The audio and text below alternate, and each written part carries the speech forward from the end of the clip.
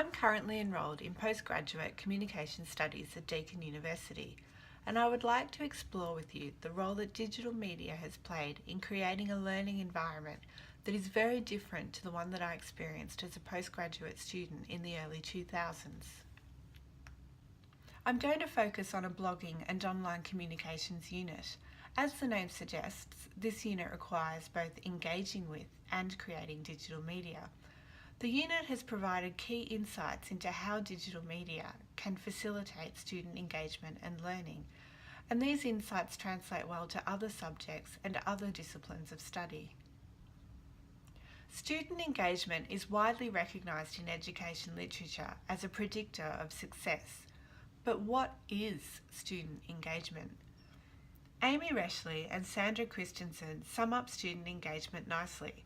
They describe it as the glue that links together elements of home, school, peers and community, all of which are needed to facilitate learning across academic, social, emotional and behavioural domains. With that definition in mind, let me take you back a little more than a decade to my first experience as an off-campus student. I was living in Thailand and completing a Masters by coursework with a minor thesis component through an Australian university. Assignments were printed and mailed off, and I mean in the traditional mail, not by email. They were sent off to the lecturer, who would then send them back with the result and handwritten comments. Those comments represented the extent of my engagement with these lecturers, short, brief and one way. My thesis supervisor and I did communicate via email, which meant a special visit to the internet cafe to email a question to him or send a draft, and then a return visit every few days to see if there was a response. At this time, the internet was still in its infancy, as was my usage of it. There was no Wi-Fi, there was definitely no social media. I had very limited access to online scholarly publications, and we, as off-campus students, we were provided with quite thick unit guides and readers with all the recommended readings printed and bound in this one document, and I lugged these things with me wherever I went. I never once had any communication or contact or interaction with a fellow student.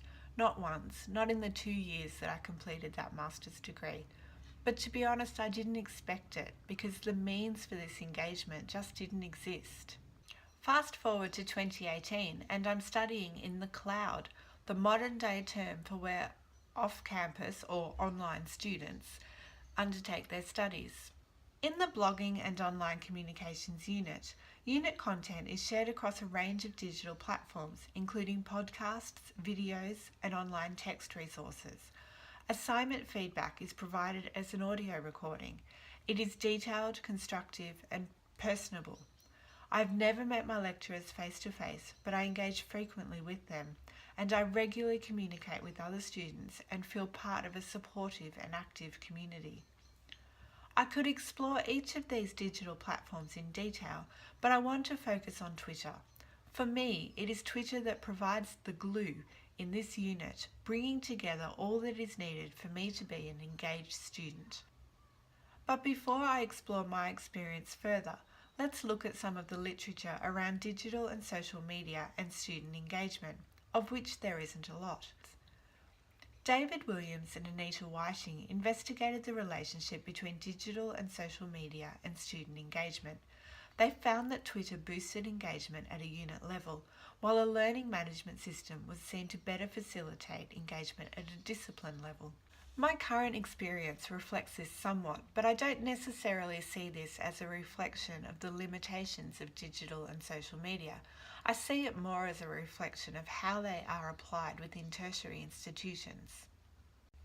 While digital media and Twitter have undoubtedly enhanced my engagement within one unit, I do not experience the same level of engagement within another unit that I'm studying. The learning management system then does become the default tool, but it is much more one-way and limited. I use it primarily to access unit resources, assessment instructions, and most importantly, assessment results. Sarah Prestridge also investigates student use of Twitter. She presents 4 findings on how Twitter can be used to support deeper engagement in learning. The first is that Twitter can be used to facilitate interactions between students. My experience is that this is definitely true. The second finding was that students will engage more with Twitter if there is an assessment associated with its use. This I agree with also, although I do not think assessment requirements should be overly prescriptive. I was required to embed 3 of my own tweets into a blog, which was an accessible task. This encouraged Twitter use, but in a flexible and creative way, and on reflection, I didn't need to create a tweet purely to be able to embed it in my blog. There was a natural affiliation between my unit-related tweets and the assessment requirement. Prestridge's third finding was that Twitter does not allow for engagement with complex issues. While I agree with this, I have found tweets from my peers on course content to be useful signposts in terms of the practical relevance of what we were studying, or as prompts for me to explore different aspects of a topic. Prestridge also found that students did not always recognise the value of Twitter to their studies. This I found interesting, but also a reflection of the case study she presented. Students were required to tweet key points during lectures, which some reportedly found frustrating and distracting, while others did not recognise the value of the tweets in terms of a record of the key ideas of the lecture. I empathise with these students, as I feel that Twitter is best utilised as a student-driven, informal engagement tool. During my studies, I have tweeted quotes from readings and linked them back to my personal experience. This was voluntary, and it was done at times chosen by me, not as prescribed by a lecturer.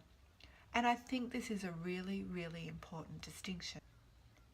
Overall, my personal experience of postgraduate studies undertaken more than a decade apart is that digital media can really enhance student engagement and in doing so enhance learning. So I think the onus is on tertiary institutions to really assess how they can capitalise on the opportunities provided by digital media, and in so doing look to further enhance student engagement and improve learning outcomes.